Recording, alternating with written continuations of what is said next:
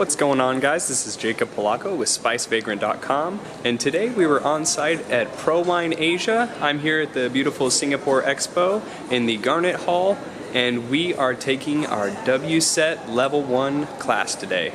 Lots to learn, lots to see, so come on, let's check it out. And we have 9 qualifications, 4 qualifications in wines, Level 1, which we're doing today, Level 2, Level 3, and Level 4.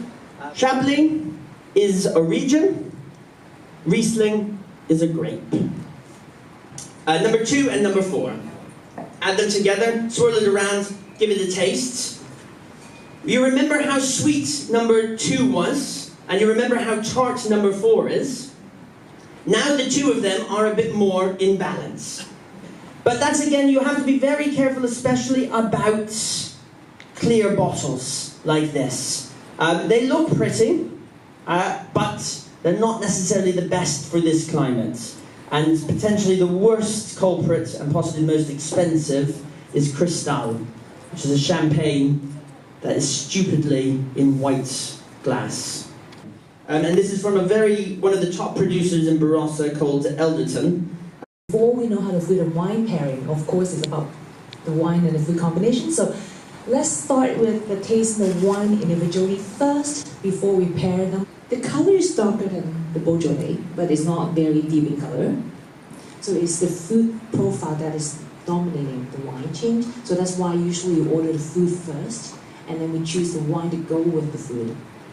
It's still the red fruit profile. Is the raspberry, actually a little bit of a strawberry, but it's very ripe strawberry.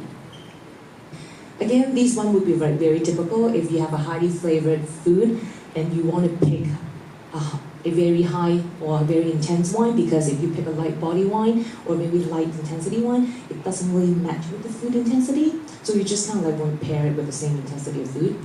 Okay, so rich food, rich wine. So fairly oily wine seems less acidic, of course, because the oil would be balanced by the acidity with the food, so it's kind of like neutralizes it. So if you eat fatty oily food, pick some wines that has high acidity, just like the Riesling or the Sauvignon Blanc. The wines, we just tried all the wines, so it's wine numbers 1 to 6 on your table. Wrong. So if we have, it takes a long time for me as well. So if we need a longer time to taste the bitterness, that means we have a stronger tolerance in the tasting profile, in tasting the food and the intensity of the food. So we tend to like stronger flavored food, high intensity food in a regular diet. How do you think the salt combination with red wine would go like? Do you think it's going to be a good one or the bad one? It's good, right? Yeah. Let's see if it's true or not. Taste the Beaujolais number 3.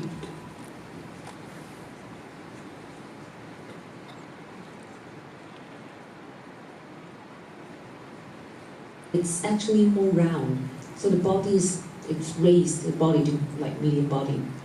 There's the MSG from the spoon, just take a little bit of it, don't take a lot of it.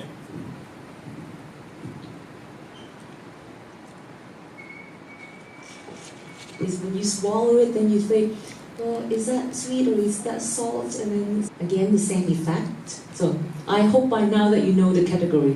So if I'm a customer and then I would like your recommendation of what wine to choose for the courses that I order, so what would you help me for? At the end of my WSET Level 1 class, there is a pass or fail test, and I had the misfortune of having to wait 2 weeks to find out whether or not I made it.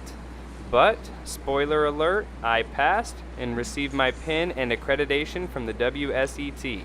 One step closer to Master Sommelier.